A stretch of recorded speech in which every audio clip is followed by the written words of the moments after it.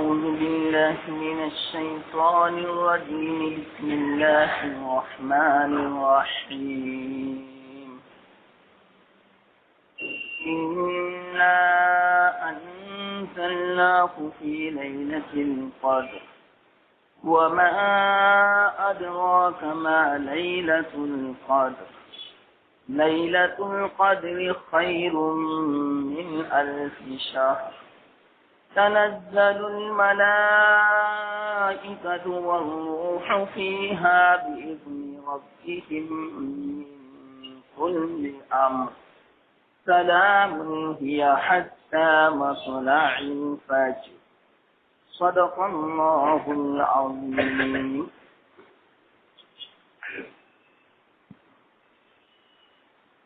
محترم دوستو،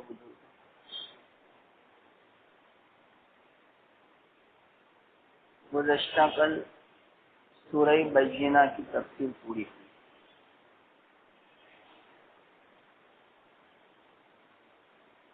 اس کے بعد جو سورت ہے وہ سورہ قدر، جس کی میں نے ابھی تلاوت کی.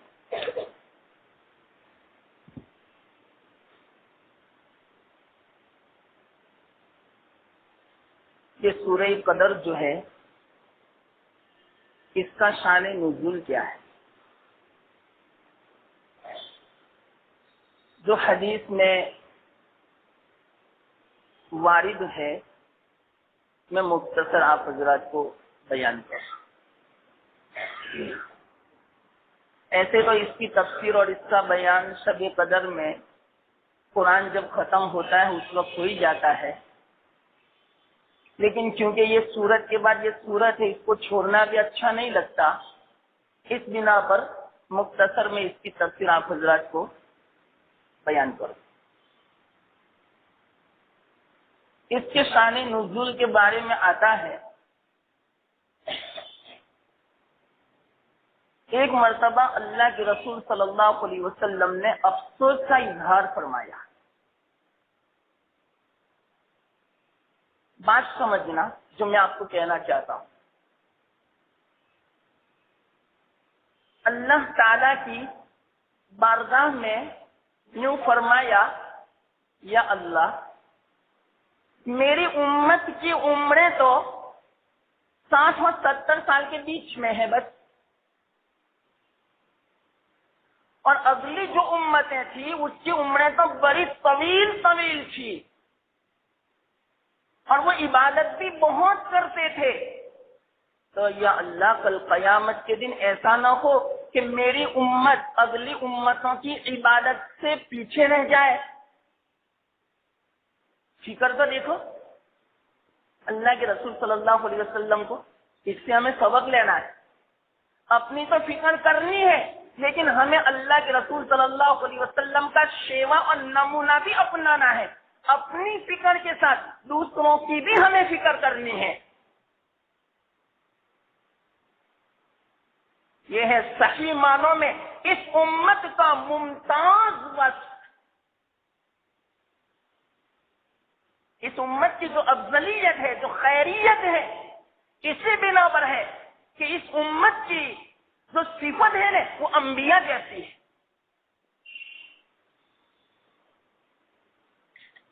اس لیے ہمیں اپنی زندگی میں یہ بات بھی پیدا کرنی ہے جو اللہ کے رسول صلی اللہ علیہ وسلم کی زندگی میں تھی، کہ دوسروں کی فکر کرو. اپنی تو فکر کرنی ہے لیکن اپنے ساتھ دوسروں کی بھی. حالانکہ اللہ کے رسول صلی اللہ علیہ وسلم کا مرتبہ تو سب کو معلوم ہے کتنا اونچا، کتنا اونچا. بعد از خدا بزرگ تو ہی کتنا مختصر، کتنا اونچا. اگر اللہ کے پاس سب سے بڑے کوئی ہو سکتے ہیں تو اللہ کے رسول صلی اللہ علیہ وسلم. تمام فرشتے ایک طرف، چاہے وہ حضرت جبرائیل کیوں نہ ہو، میکائیل کیوں نہ ہو. اس لیے کہ ایک بیچ میں ضمناً مسئلہ میں بیان کر دوں. انسان جو ہے عبادت کی بنا پر اتنا اونچا مرتبہ حاصل کر لیتا ہے جس کی بنا پر وہ فرشتوں سے بھی اونچا مرتبے والا ہو جاتا ہے. لیکن وہ چاہے دنیا کا بڑا سا بڑا ولی کیوں نہ ہو، وہ قطب کیوں نہ ہو، غوث کیوں نہ ہو، ابدال کیوں نہ ہو، وہ امام کیوں نہ ہو، وہ حضرت جبرائیل اور حضرت میکائیل علیہ السلام ان دونوں کے مرتبے سے اونچا نہیں ہو سکتا. مسئلہ ہے. ہاں، دوسرے فرشتوں سے اس کا مرتبہ اس ولی کا اونچا ہو سکتا ہے، لیکن ان دو فرشتوں کے مقابلے میں کسی کا مرتبہ اونچا نہیں ہو سکتا ہے. لیکن اللہ کے رسول صلی اللہ علیہ وسلم کا مرتبہ ان دو فرشتے تو کیا، بلکہ دوسرے جو عرش کے جو فرشتے ان سے بھی اونچا. شرح فقہ اکبر میں یہ مسئلہ لکھا ہے کہ خواص ملائکہ جو ہیں، خاص ملائکہ، وہ عوام سے، یعنی عام جو انسان، عام انسان کا مطلب کیا، جو اولیاء سمجھے جاتے ان سے ان کا مرتبہ اونچا، اور اولیاء جو ہے ان کا مرتبہ عوام جو ملائکہ ہیں، خواص ملائکہ کے علاوہ ان سے اونچا مرتبہ اولیاء کا. لیکن انبیاء کا مرتبہ خواص ملائکہ سے بھی اونچا. یہ عقیدہ ہے ہمارا، ماننا پڑے گا. اگر ایسا نہ مانے تو اس کا ایمان صحیح تعلیم نہیں سمجھا جائے گا. تو اللہ کے رسول صلی اللہ علیہ وسلم کا مرتبے کا تو کیا پوچھنا. تو جب آپ کو اتنا اونچا مرتبہ، تو آپ کو فکر کرنے کی کیا ضرورت تھی؟ نہیں، آپ نے اپنے لیے فکر نہیں فرمائی، امت کے لیے فکر فرمائی. اور کیا فکر فرمائی؟ یا اللہ میری امت کی عمر تو دیکھو 70 سال کے بیچ میں، اور اس میں بھی چلو آپ حساب لگاؤ تو سونے کا وقت کتنا نکلتا ہے. پوری زندگی میں 20 سال تو ہمارے سونے میں نکل جاتے. 20 سال، یہ تو میں کم کہتا ہوں.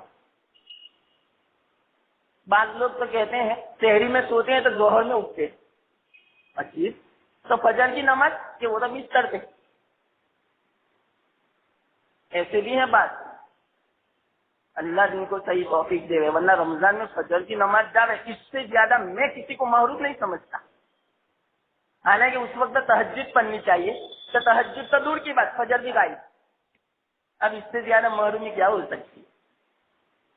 تو بعد ایسے بھی سونے والے جوہر تک سوتے ہی رہتے ہیں، اٹھنے کا نام نہیں لیتے، پوری رات تو سوئے. اور اوپر سے کیا کہتے ہیں معلوم، شام تک سلائے رکھنا ہے ہمیں، شام تک سوتے رہے ہم. ایک آدمی تھا، مجھے بھی ایسا تھا کہ بولا افطاری کے وقت میں اٹھ سکتا ہوں.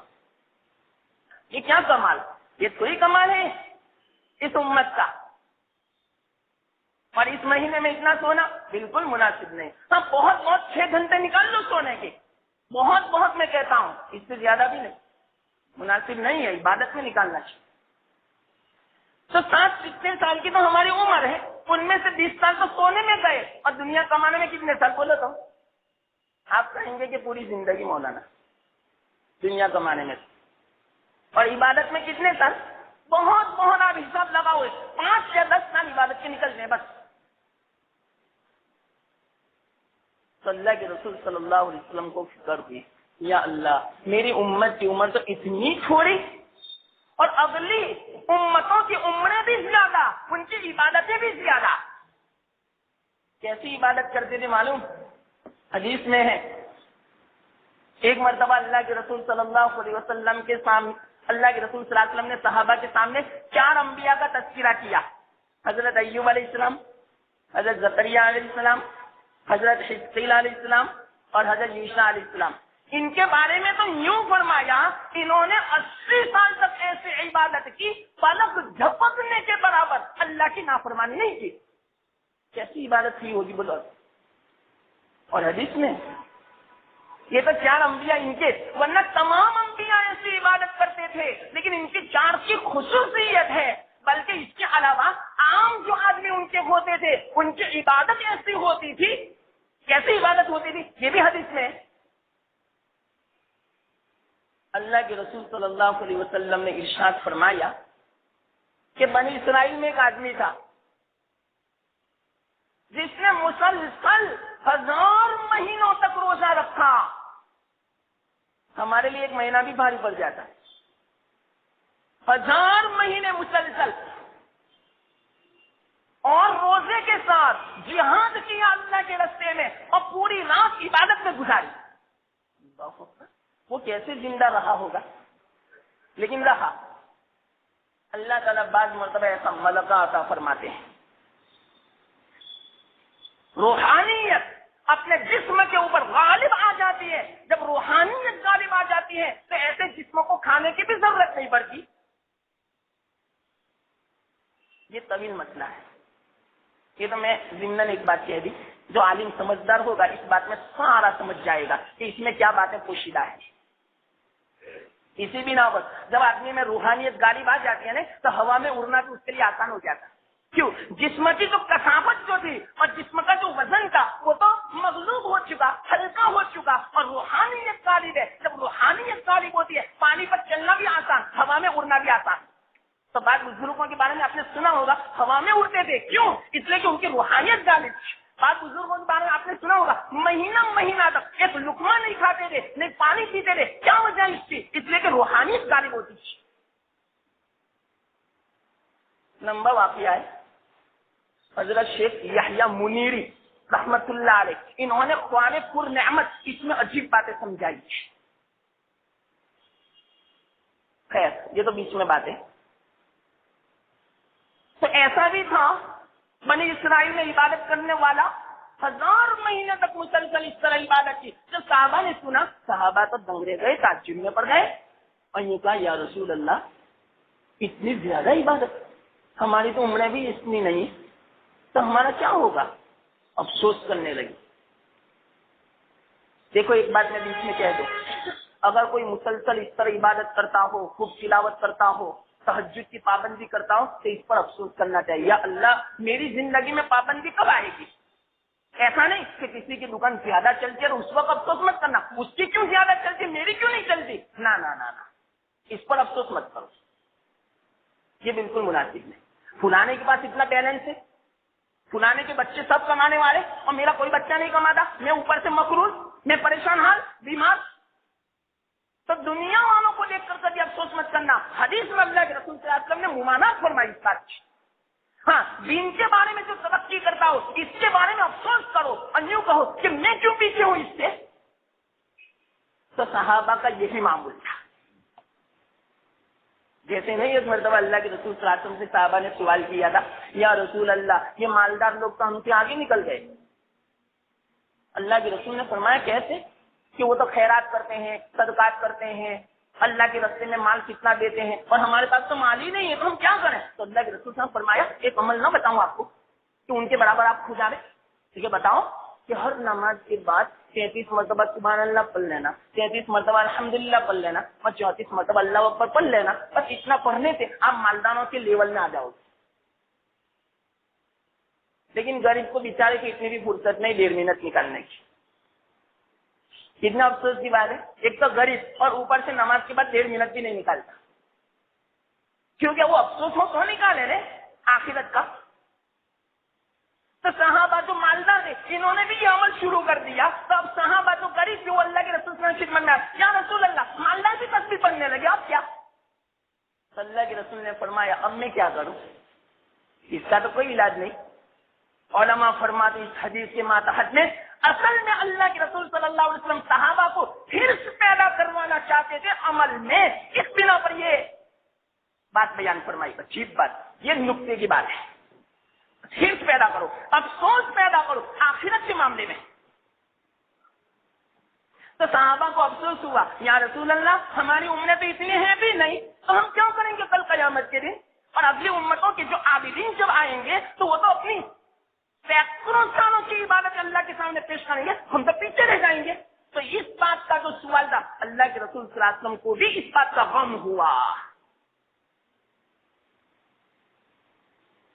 اب یہاں ایک بات سوچنے کی میں آپ کو کہوں، کس کو غم ہوا؟ اللہ کے رسول صلی اللہ علیہ وسلم کو. اور یہ کون ہے؟ اللہ کے محبوب. اس سے زیادہ محبوب کوئی نہیں. نہ کوئی اتنا فرشتہ محبوب، نہ کوئی نبی اتنا محبوب، جتنا محبوب ہمارے آقا محمد مصطفیٰ احمد مجتبی صلی اللہ علیہ وسلم اللہ کے محبوب ہیں. ایسے محبوب کوئی نہیں.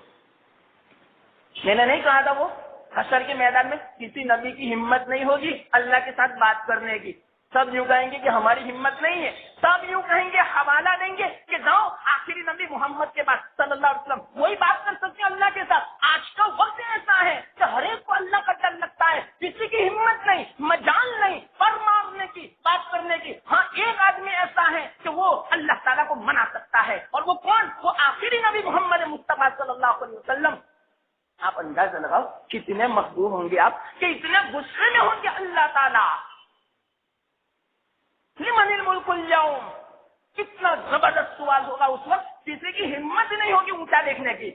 ایسے وقت میں اللہ کے رسول صلی اللہ علیہ وسلم اللہ کو منا لیں گے. اس سے آپ اندازہ لگاؤ کتنے محبوب ہوں گے اللہ کے رسول, کہ اللہ کے رسول صلی اللہ علیہ وسلم کو غم ہوا, اللہ سے دیکھا نہیں گیا, اپنے محبوب کا غم. اور یوں کہا کہ میرے محبوب آپ غم نہ کریں, آپ کو اپنی امت کی فکر ہے, کوئی فکر کی بات نہ کریں. میں آپ کی برکت سے, آپ کے طفیل میں, آپ کے صدقے میں ایک ایسی میں رات دیتا ہوں کہ اس میں اگر کوئی معمولی عبادت کر لے گا تو اگلی امتوں والے 1000 مہینے تک مسلسل رات دن جو عبادت کر لے اتنا ثواب صرف ایک رات میں لکھ دوں گا. جب ہم اس کو کتنا معمولی سمجھتے ہیں, یہ کوئی معمولی بات ہے؟ ارے جان دینا کا اللہ تعالیٰ فرمائے نے جان دینا آسان ہو جا رہا ہے کہ اللہ ایک رات, اور وہ بھی میں نے نہیں آپ سے کہا تھا, حضرت عثمان رضی اللہ تعالیٰ فرماتے صرف اس رات کی نماز تکبیر اولیٰ کے ساتھ پڑھ لے پھر بھی پوری رات کا ثواب مل جاتا ہے, 1000 مہینوں کی عبادت کا ثواب مل جاتا ہے. یہ کس کے طفیل میں, کس کے صدقے میں؟ اللہ کے. آپ اندازہ لگاؤ, ایک بات میں بیچ میں کہوں کہ اللہ کے رسول صلی اللہ علیہ وسلم اتنے زیادہ محبوب, ان کے غم کو بھی نہیں دیکھا گیا, فوراً غم کا حل اوپر سے آ چکا اللہ تعالیٰ کی طرف سے.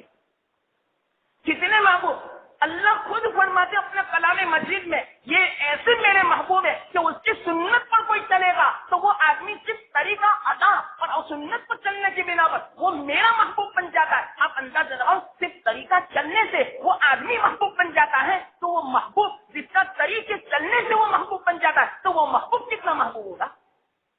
میری بات سمجھ میں آتی ہے؟ یہ علمی بات میں نے آپ کو سنائی, آدمی اسی سے جھوم اٹھے. اتنی اونچی بات میں نے سنائی الحمدللہ بزرگوں کی, میں نے اپنی بات نہیں سنائی. تو اللہ کے رسول صلی اللہ علیہ وسلم کتنے محبوب ہوں گے کہ غم بھی نہیں دیکھا گیا اللہ کے رسول صلی اللہ علیہ وسلم کا. تو فوراً اللہ تعالیٰ نے اس سورت کو نازل فرمایا, اے محمد آپ فکر نہ کریں, ہم نے ایک رات ایسی اتاری ہے کہ جس میں اگر کوئی عبادت کر لے گا 1000 مہینوں کی عبادت کا ثواب, اس سے بھی زیادہ خیر من الف شہر فرمایا. یہ تو میں نے شان نزول بیان کیا. اگلی امتوں میں واقعتاً ایسے آدمی موجود تھے کہ جو مسلسل کئی سالوں تک عبادت کرتے تھے, اور یہ ان کی امت میں, ان کے دین میں یہ جائز تھا, ہمارے دین میں یہ جائز نہیں ہے, یاد رکھنا. یہ بھی عجیب بات. آپ کہیں گے کیا ایسی عبادت کرنا جائز نہیں؟ ہاں نہیں جائز. اللہ کے رسول صلی اللہ علیہ وسلم نے فرمایا لا رہبانیت فی الاسلام, اسلام میں رہبانیت نہیں ہے. رہبانیت کا مطلب کیا؟ دنیا سے الگ تھلگ ہو جانا, دنیا کو خیر بات کہہ دینا, جھمیلوں سے دور ہو جانا. یہ تجارت, یہ سبب, یہ کاروبار, یہ بال بچے, یہ گھر بار, یہ رشتے دار, یہ پڑوس, ان کے حقوق سے دور ہو جانا, اکیلے ایک طرف ہو جانا. اللہ تعالیٰ نے منع فرمایا. نہیں, اگلی امتوں میں تھا, اس امت میں نہیں ہے. لا رہبانیت فی الاسلام, اسلام میں رہبانیت نہیں ہے. بلکہ ایک حدیث میں تو یوں فرماتے ہیں اللہ کے رسول صلی اللہ علیہ وسلم, عجیب حدیث ہے, کہ جو آدمی لوگوں کے ساتھ رہتا ہو اور لوگوں کی طرف سے, دیکھو ایک بات یاد رکھنا, لوگوں کے ساتھ رہنے میں تکلیف ضرور پڑے گی, چاہے وہ گھر میں رہے ساتھ میں, چاہے پڑوس کے ساتھ رہے, یا محلے میں رہے, یا بازار میں رہے, کہیں بھی رہو گے. اللہ کے رسول نے کب سے فرما دیا تکلیف تو پہنچے گی آپ کو مخلوق کی طرف سے, تکلیف تو پہنچنے والی. اگر مسجد میں بھی سب لوگ مل کے بیٹھے نا پھر بھی ایک دوسرے کو تکلیف ہوگی. یہ بھی عجیب بات. مسجد میں اللہ کا گھر, یہاں بھی تکلیف ہوتی ہے. نہیں, مسجدوں میں بعض مرتبہ لڑائی ہو جاتی ہے. کیوں لڑائی ہوئی؟ تکلیف پہنچی تو نے. ارے حرم شریف, کعبہ شریف ہے, وہاں سامنے لڑائی ہو جاتی ہے, مارا ماری. کعبہ شریف کے سامنے کتنی لڑائیاں ہوئی. تو لوگوں کے ساتھ رہنے میں تکلیف تو پہنچے گی ضرور. اللہ کے رسول صلی اللہ علیہ وسلم کا ارشاد ہے. لیکن اللہ کے رسول صلی اللہ علیہ وسلم ارشاد فرماتے ہیں وہ آدمی جو لوگوں کے ساتھ رہے اور اس کی تکلیفوں کو برداشت کرے اور برداشت کر کے وہ صبر کرتا ہو, وہ آدمی بہتر ہے اس آدمی کے مقابلے میں جو آدمی لوگوں کے ساتھ نہیں رہتا اور اس کو کوئی تکلیف نہیں پہنچتی اور تکلیف پر اس کو کوئی صبر نہیں کرنا پڑتا. اس سے بہتر وہ آدمی. حدیث میں تو تکلیف تو پہنچے گی لیکن فضیلت ہے اس آدمی کو. حدیث میں تو اللہ کے رسول صلی اللہ علیہ وسلم یہ جو میں کہہ رہا تھا کہ لا رہبانیت فی الاسلام, اسلام میں رہبانیت نہیں کہ الگ تھلگ ہو جاؤ. ایک مختصر واقعہ میں جلدی جلدی سنا دوں. بنی اسرائیل میں ایک آدمی تھا, یہ بھی حدیث میں ہے. وہ بال بچوں کے ساتھ رہتا تھا, کاروبار کے ساتھ رہتا تھا. اس کو دل میں ایک داعیہ جذبہ پیدا ہوا اللہ کی عبادت کا. تو اس نے کیا کہا معلوم کہ اب میں سب کچھ چھوڑ دیتا ہوں. بیوی سے بھی کہہ دیا اب میں عبادت کے لیے الگ ہو جاتا ہوں. بچوں سے بھی کہا اب میں الگ ہو جاتا ہوں, تم کرو جو کچھ کرنا ہو. سب کو اس طرح مطلب کہ بات کر کے چلا گیا اور اللہ تعالیٰ سے دعا کی یا اللہ بس میں اب تیری عبادت کرنا چاہتا ہوں اور کچھ نہیں, اور ایسی جگہ عبادت کرنا چاہتا ہوں جہاں کسی کا گزر بھی نہ ہوئے, صرف واحد تیرے لیے بس میں عبادت کروں, خالص اللہ تیرے لیے عبادت کرنا چاہتا ہوں. ایسی جگہ مجھے جانا ہے تو ایسی جگہ مجھے پہنچا دے. تو اللہ تعالیٰ نے اس کو پہنچا دیا دریا کے بیچ میں,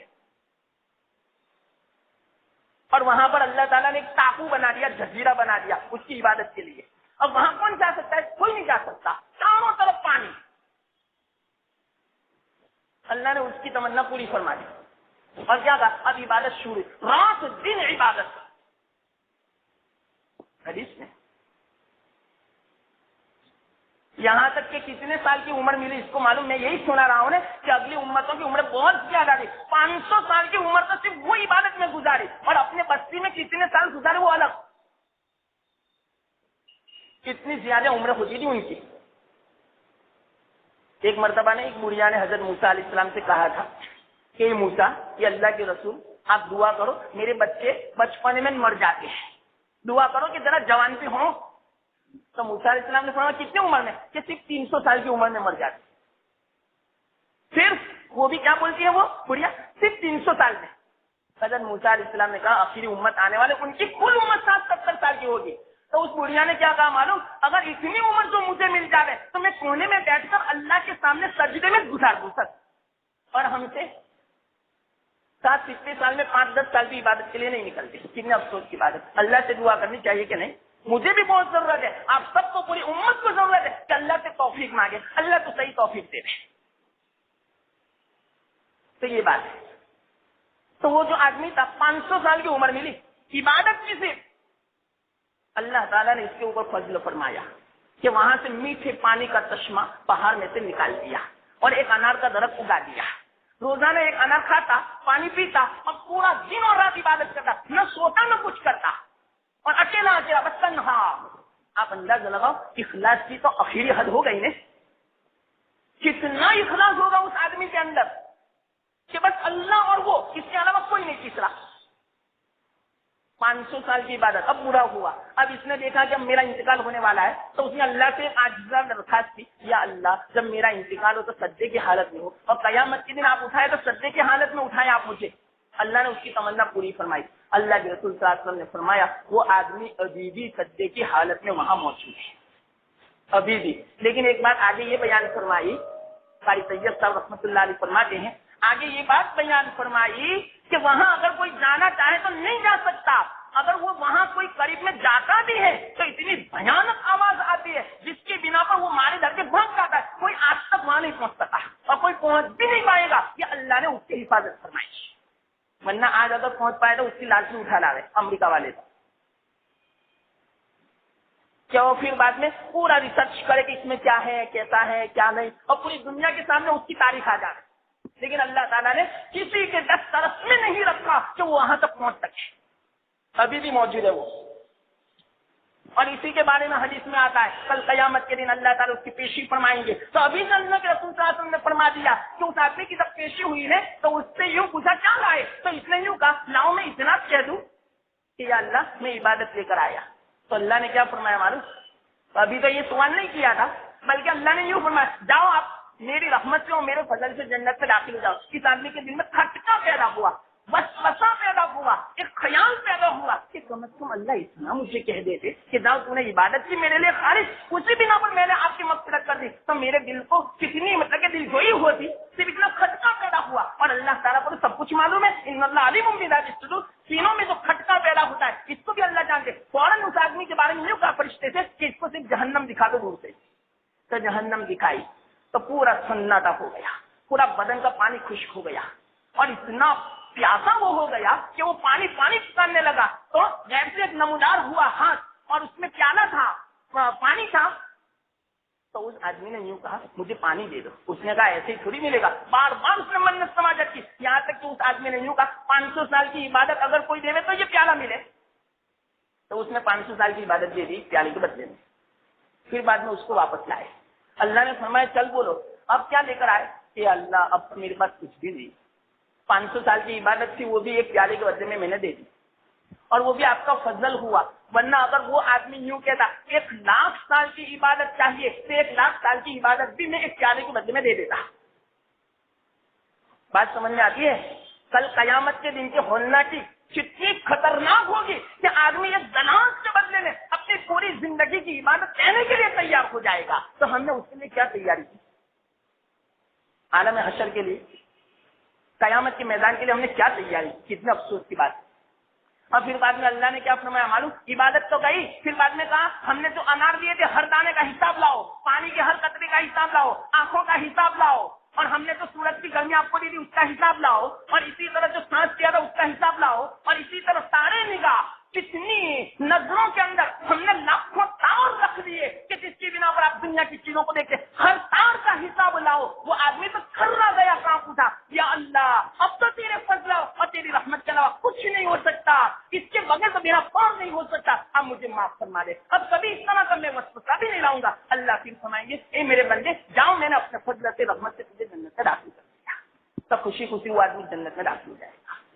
اس سے ہمیں اتنا تو پتا چلا کہ واقعی اگر ہم پوری زندگی عبادت کریں پھر بھی اللہ کی رحمت اور فضل کے بغیر تو کوئی معاملہ ہونے ہی والا نہیں ہے. طے یعنی جب تک اللہ کی رحمت شامل حال نہیں ہوگی وہاں تک آدمی جنت میں داخل ہونا. بلکہ اللہ کے رسول نے خود ارشاد فرمایا حضرت عائشہ سے, اے عائشہ جب تک میرے ساتھ بھی اللہ کی رحمت شامل حال نہیں ہوگی وہاں تک میں بھی جنت میں داخل نہیں ہو سکتا. اور اللہ کے رسول صلی اللہ علیہ وسلم نے اپنے سر کے اوپر 3 مرتبہ ہاتھ اس طرح رکھا کہ اللہ کی رحمت اس طرح میرے اوپر نہ ہو, اس طرح اشارہ کیا اللہ کے رسول صلی اللہ علیہ وسلم نے. تو اس سے کیا پتا چلا, خلاصہ مجھے یہ کہنا کہ اگلی امتوں میں جو عمریں تھی بڑی طویل عمریں تھی اور بڑی عبادت گزار وہ لوگ تھے, تو صحابہ کو تعجب ہوا. جب صحابہ نے تعجب کیا تو حضرت جبرائیل علیہ السلام تشریف لائے اللہ کے رسول صلی اللہ علیہ وسلم کی خدمت میں اور یوں فرمایا یا رسول اللہ, اللہ تعالیٰ نے وہ پوری بات سن لی آپ کے اور صحابہ کی. اگرچہ وہ 4 انبیاء کا آپ نے تو تذکرہ کیا, ایوب علیہ السلام کا, حزقیل علیہ السلام کا.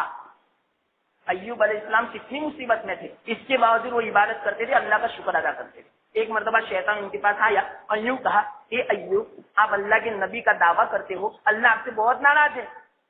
تو ایوب علیہ السلام نے پوچھا کیسے ناراض ہے, کہ دیکھو آپ کتنی مصیبت میں کتنی بیماری میں ہیں. حضرت ایوب علیہ السلام نے کیا بہترین جواب دیا, یہ فرمایا کہ شیطان میں کہتا ہوں دعوے کے ساتھ کہ اللہ مجھ سے خوش ہے, راضی ہے, اس بنا پر کہ اگرچہ میں اتنی مصیبتوں میں ہوں اس کے باوجود میں اللہ کی عبادت کرتا ہوں. اللہ کی عبادت کرنا یہ اس بات کی علامت ہے کہ اللہ مجھ سے خوش ہے. اس سے کیا سبق لیا بولا تو آج کل تو ہم ذرا بیمار ہوتے ہیں سو جاتے ہیں, اس سے یوں پتا چلا کہ یہ بیماری اللہ کی ناراضگی کی علامت ہے. اب سو گئے, یہ سونا علامت ہے اس بات کی کہ اللہ ناراض ہے ہم سے. ذرا کچھ ہوا کہ فوراً سو گئے, نماز میں گئے حاضر, جماعت چھوٹی, یہ کیا, یہ تو ناراضگی کی علامت ہے. ایوب علیہ السلام نے یہ بیان فرمایا. تو اتنی زیادہ مصیبت کے باوجود اتنی زیادہ وہ عبادت فرماتے تھے, تو اللہ تعالیٰ نے فرمایا اے محمد آپ کے صحابہ نے ان 4 انبیاء کی عبادت پر تعجب کیا نے, حضرت جبرائیل اس طرح فرماتے ہیں، تعجب کیا نے صحابہ سے کہہ دو تعجب کرنے کی کوئی ضرورت نہیں، اللہ تعالیٰ نے آپ کو اس سے بھی زیادہ افضل چیز عطا فرمائی۔ اللہ اکبر، میری بات سمجھے نا، 4 انبیاء کی عبادت سے بھی افضل نبی کی عبادت کیسی ہوگی، کتنی کامل اخلاص والی، لیکن اس کے بعد کیا فرماتے ہیں حضرت جبرائیل علیہ السلام، صحابہ سے کہہ دو ان کی عبادت پر آپ تعجب نہ کریں، ان 4 کی عبادت سے بھی افضل چیز اللہ تعالیٰ نے آپ کو عطا فرمائی، اور وہ کون سی عطا فرمائی؟ یہ سورت نازل فرمائی، انا انزلناہ فی لیلۃ القدر۔ یہ تو شان نزول ہوا، شان نزول میں تو اپنا وقت تو ہو چکا۔ بعض آدمیوں نے مجھے یوں کہا، مولانا 6:30 بجے آپ ختم کر دے تو بہت اچھا، اس سے اوپر نہ جائیں، ہمیں پہنچنے میں بہت دل لگتی ہے۔ تو 6:20 تو ہو گئے، شان نزول میں شان نزول کا مطلب کیا، بیک گراؤنڈ کیا ہے یہ سورت کے نازل ہونے کا، کون سے حالات ایسے پیش آئے تھے کہ جس کی بنا پر اللہ تعالیٰ نے یہ سورت یا یہ آیت نازل فرمائی، اس کو بولتے شان نزول، پس منظر، بیک گراؤنڈ۔ تو اللہ یہ پورا جو میں نے واقعہ سنایا، یہ تمام حدیث کا میں نے سنایا، یہ تمام باتیں جب ہوئی اس کے بعد اللہ تعالیٰ نے اس سورت کو نازل فرمایا، یہ شان نزول ہوا۔ اب اس کا نام قدر کیوں رکھا، اس کی لمبی تفصیل ہے، ایک وجہ آپ کو میں سناؤں۔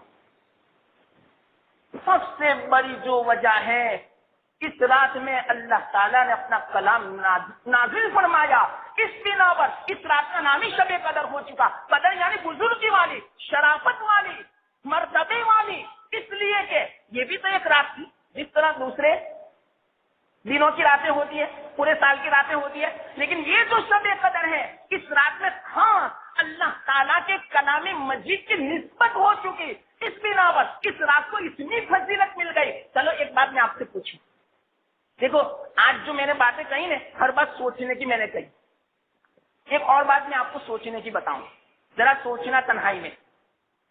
یہ جو رات ہے نا، یہ تو ایک وقت ہے، زمانہ ہے، ہم اس کو کیا بولتے ہیں، غیر زیرو، نرجیو ہے یہ تو، اس نرجیو کو کلام مجید کے ساتھ نسبت ہو چکی، تو اتنی فضیلت مل گئی کہ اس رات میں جو عبادت کرے گا 1000 مہینوں کی عبادت کا ثواب ملے گا، صرف کلام مجید سے نسبت کہ نازل ہوا۔ اب آپ ہی بتاؤ، اس کلام مجید کے ساتھ اس انسان کو، یعنی اس زیرو کو، سجیو کو اگر تعلق ہو جائے گا اور نسبت ہو جائے گی، تو اس انسان کی نسبت اور اس انسان کا مرتبہ کتنا اونچا ہو جائے گا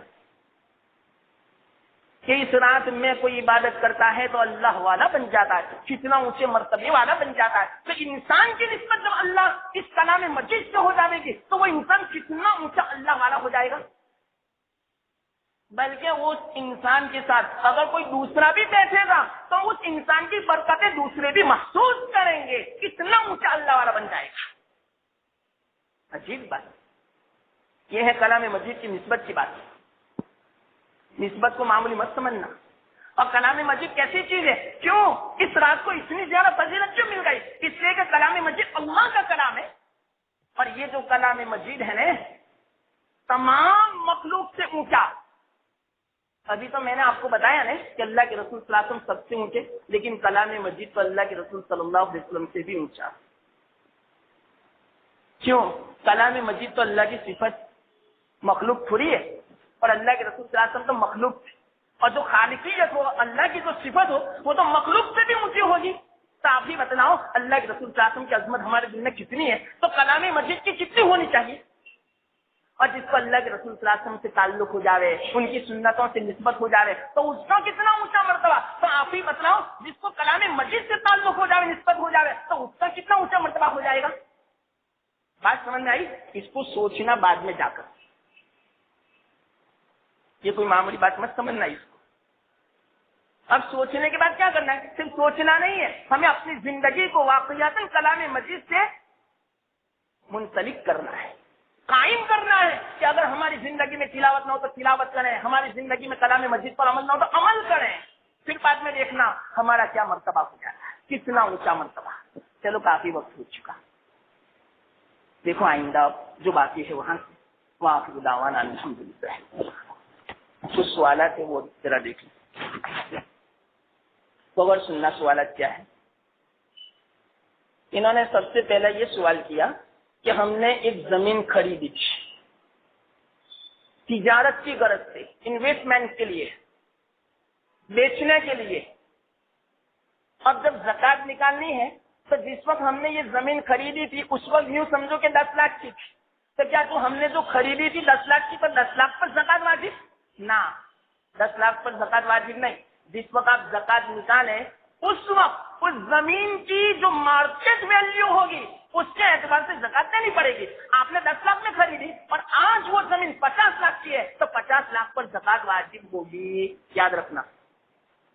دوسرا سوال، انہوں نے یوں کہا کہ میں نے زمین لی تھی انویسٹمنٹ کے لیے، بیچنے کے لیے، لیکن کوئی گاہک آتا ہی نہیں.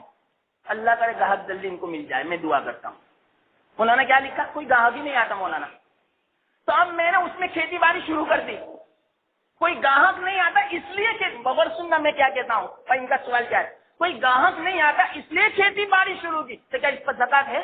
ہاں زکات ہے. آپ کی نیت تو بیچنے کی جانے، نیت پر مدار ہے پورا، سمجھے؟ زمین آپ نے خریدی بیچنے کے لیے تو اس نیت کی بنا پر آپ پر زکات واجب. اور آپ نے کھیتی باڑی کی جو آپ نے جو نیت کی ہے نا وہ اس لیے کہ گھراک نہیں ملتا مولانا، اس لیے میں ابھی کھیتی باڑی تو کرو، کوئی حرج کی بات نہیں، لیکن زکات تو آپ کو دینی پڑے. اور ایک مسئلہ سن لو، ہمیشہ یاد رکھنا اس کو، جس وقت آپ نے کوئی زمین یا مکان خریدا بیچنے کی نیت سے اس پر زکات واجب. اور اگر آپ نے کوئی زمین یا مکان خریدا رہنے کے لیے، بیچنے کے لیے نہیں، تو زکات واجب نہیں. چاہے 1 کروڑ کی زمین رکھتے ہو، 1 کروڑ کا مکان رکھا، ہاں 2 سال کے بعد آپ نے پھر ایسی زمین اور ایسے مکان کے بارے میں نیت بدل دی کہ اب تو مجھے بیچ دینا ہے، پھر بھی زکات ابھی واجب نہیں. جب تک کہ وہ زمین بکے گی نہیں وہاں تک زکات واجب نہیں. کتنا آسان مسئلہ ہے. جس وقت آپ لے رہے ہیں اس وقت کی نیت کا اعتبار ہوگا. پر یہ خلاصہ یاد رکھنا. تیسرا سوال، انہوں نے کہا کہ زکات زیادہ سے زیادہ کتنی دے سکتے ہیں؟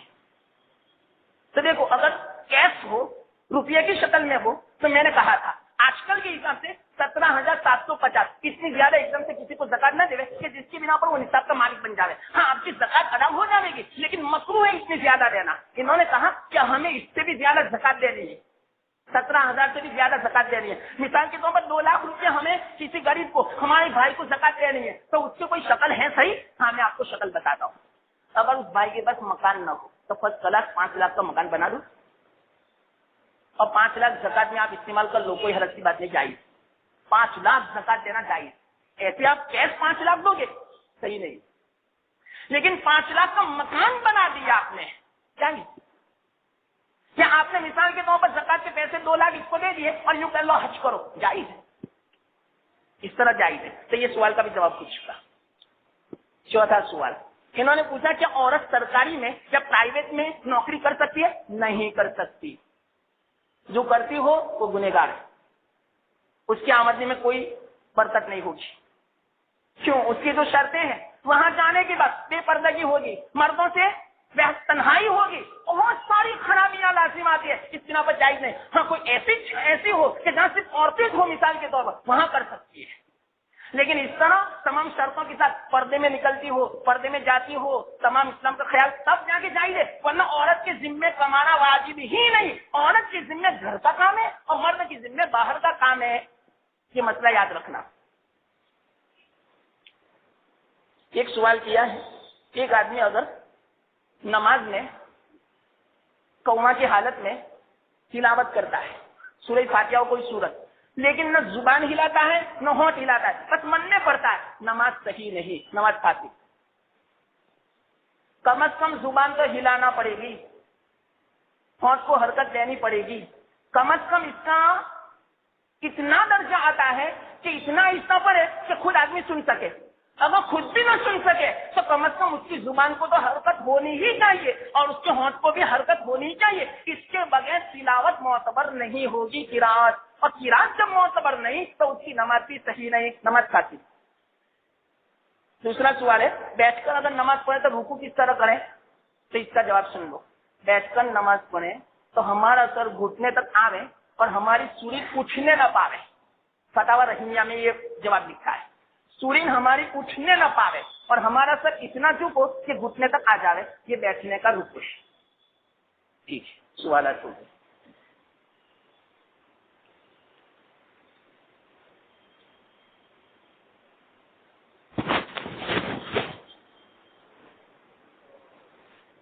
بسم اللہ الرحمن الرحیم. سبحان اللہ وبحمدہ سبحان اللہ العظیم. یا ربی لک الحمد کما ینبغی لجلال وجهک وعظیم سلطانک. اللهم صل علی محمد افضل الصلوات.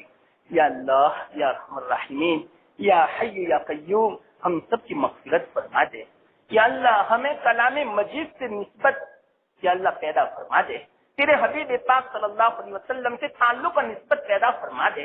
تیری ذات سے نسبت اور تعلق محبت پیدا فرما دے. یا شب قدر یا اللہ ہمیں اپنی زندگی میں میسر فرما، ہمیں قدر کی توفیق عطا فرما. یا اللہ ہمیں صحیح معنوں میں عبادت کی توفیق عطا فرما، ہمیں گناہوں سے بچا لے. یا اللہ اس مہینے کے لمحات کی قدر کی توفیق عطا فرما، معاصی سے نافرمانی سے تو بچا لے. اس مہینے کی رحمتوں سے برکتوں سے یا اللہ ہم سب کو مالا مال فرما، ہم سب کی مغفرت فرما دے. ہمارے اولاد کی، ہماری عورتوں کی، ہمارے والدین کی، ہمارے رشتہ داروں کی، ہمارے چاہنے والوں کی، ہم سے تعلق رکھنے والوں کی، ہم پر احسان کرنے والوں کی سب کی یا اللہ مغفرت فرما دے. یا اللہ سب سے تو اپنے فضل سے راضی ہو جا. یا اللہ تو سب سے راضی ہو جا اور ہم سب کو راضی کر دے. یا اللہ اور ہم تو اسی وقت راضی ہوں گے جب یا اللہ آپ بغیر حساب و کتاب کی جنت میں داخل فرمائیں گے. تو ہمیں بھی یا اللہ راضی فرما دے. آپ کے خزانے میں ذرہ برابر کمی نہیں آئے گی. ہمارا عقیدہ ہے یا اللہ ہمارا کام بن جائے گا. یا اللہ ہم سے راضی ہو جا اور ہمیں راضی کر دے. یا اللہ یا اللہ آج تک کے ایام غفلتوں میں گزرے معاف فرما. یا اللہ آئندہ زندگی کو خوب قدر کے ساتھ گزارنے کی توفیق عطا فرما اور اس مہینے کے جو دن باقی ہیں اس کی بھی قدر کی توفیق عطا فرما. یا اللہ یا ارحم الراحمین جو کچھ کہا جائے سنا جائے اس کو قبول فرما لے اور اس پر عمل کی توفیق عطا فرما. یا اللہ جو بیمار ہیں ان کو شفا نصیب فرما. یا اللہ کتنوں نے دعا کی درخواست کی یا حسن ظن رکھتے ہوئے یا اللہ تو ان کا بھی آقا ہے، ان کا بھی یا اللہ مالک ہے، سب کا تو مالک ہے. یا اللہ تو ہی مطلب کہ شفا دینے والا ہے. یا ارحم الراحمین جو بھی بیمار ان کو شفا دیتے. یا اللہ تو پریشان آ رہے ان کی پریشانیاں دور فرما دے. جو مشکلات میں ہو یا اللہ ان کی مشکلات کو حل فرما دے. یا ارحم الراحمین جس کی جو بھی ضرورت ہو حاجت ہو اپنے فضل سے اس کی ضرورت اور حاجتوں کو اپنے فضل سے عافیت کے ساتھ جلدی سے عزت کے ساتھ یا اللہ حاجتوں کو ضرورتوں کو پوری فرما دے. ہمیں حسن خاتمہ نصیب فرما، صحت عطا فرما، تندرستی عطا فرما، عافیت عطا فرما، آسانیاں مقدر فرما، سہولت مقدر فرما، قدم قدم کی مدد فرما، نصرت فرما، صحیح توفیق دے دے، صحیح ہدایت عطا فرما. یا اللہ حسن خاتمہ نصیب فرما. یا ارحم الراحمین یا حی یا قیوم تیری رضامندی والی زندگی گزارنے کی توفیق عطا فرما. ناراضگی والے زندگی سے بچا لے. یا اللہ تیری ناراضگی سے بچا لے، جہنم سے بچا لے، عذاب قبر سے بچا لے، حشر کے میدان کی ہولناکیوں گھبراہٹوں سے پریشانیوں سے بچا لے. یا اللہ اپنے فضل سے یا اللہ ہم سب کو قبول فرما لے، ہم سب کو اخلاص نصیب فرما. ربنا تقبل منا انك انت السميع العليم وتب علينا انك انت التواب الرحيم وصلى الله تعالى على خير خلقه محمد وعلى اله واصحابه اجمعين وسلم تسليما برحمتك يا رب.